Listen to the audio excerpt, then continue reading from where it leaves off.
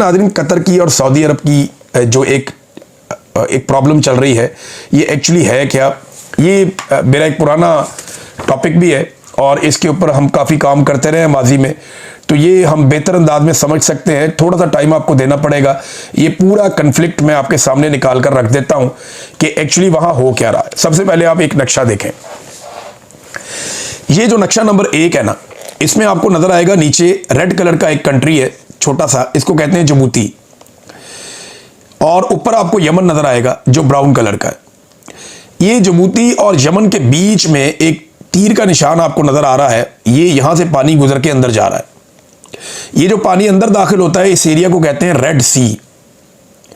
ये सामने वाली साइड पे नीचे पाकिस्तान है, ये खुला समंदर है, और ये समंदर दाखिल हो जाता है अफ्रीका और गल्फ के बीच में।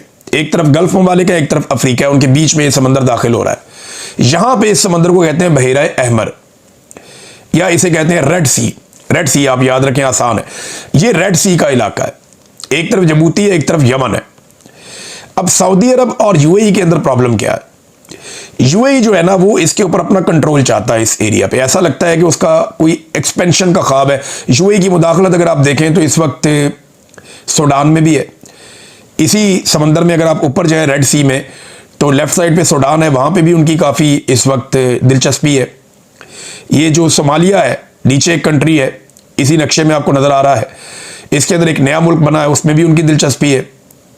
फिर ऊपर जो लीबिया है, उसके अंदर जो हफ्तार ग्रुप है, उसके अंदर भी उनकी सपोर्ट और उनकी दिलचस्पी है यूएई की, और यमन के अंदर भी यूएई की दिलचस्पी है।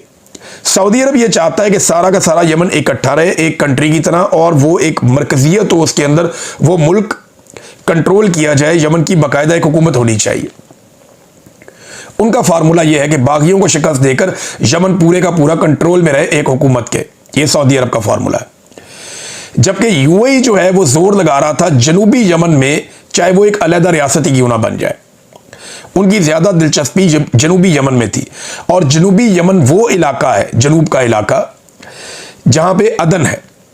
ये जो अदन और जिबूती है, ये आमने सामने है, और इनके बीच में से ये समंदर ऊपर की तरफ जा रहा है। तो अगर ये यहां पे अमारात का कोई एक ग्रुप या बागियों का एक ग्रुप, एसटीसी उसे कहते हैं उस ग्रुप को, अगर वो यहां पे अपनी एक अलग रियासत या अपनी एक अलग कंट्रोल वाला एरिया बना लेता, तो सामने वाली साइड पे और इधर वाली साइड पे कंट्रोल होने की वजह से यूएई इस रास्ते पे मुस्तकिल तौर पे अपना कंट्रोल हासिल करता या अपनी ताकत बढ़ा लेता।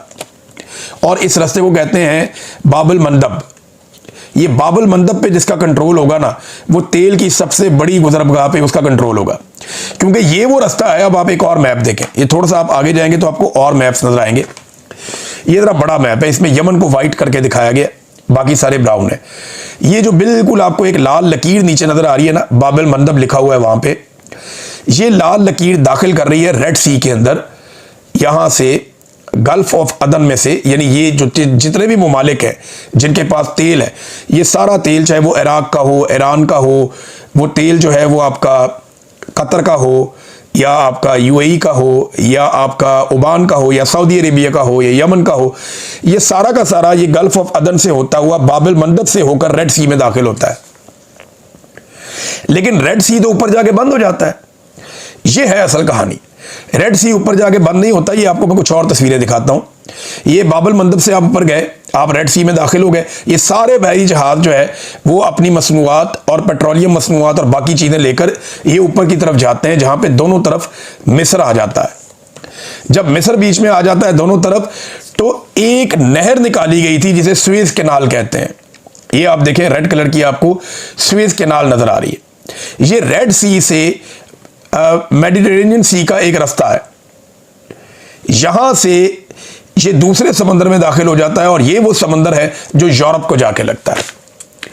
तो गल्फ से जितना भी सामान लेकर जाना है या यूरोप से जितना भी सामान लेकर आना है, उसके लिए एक बहुत इंपॉर्टेंट गुजरगाह है जो इजिप्ट में से गुजरती है, मिस्र में से, उसे सुएज कैनाल कहते हैं। ये गुजरगाह इस्तेमाल करते हैं बड़े बड़े बहरी जहाज, और ये दो दुनिया के बड़े समंदरों को मिलाती है। अगर ये दो समंदर इस नहर के जरिए ना मिले ना, तो फिर क्या होता है, फिर एक बहुत लंबा चक्कर लगता है, यानी आपको पूरा का पूरा एक बरे आज़म क्रॉस करना पड़ता है, अफ्रीका का खतरनाक पानियों में जाना पड़ता है, और आपकी मुसाफत कई कई महीने बढ़ जाती है। लिहाजा जो मुसाफत है उसको 10 से 15% करने के लिए या बहुत कम करने के लिए ये रास्ता बहुत इंपॉर्टेंट है, और इस रास्ते पे जिसका जितना कंट्रोल होगा वो उतना ताकतवर होगा, उतना पावर में होगा।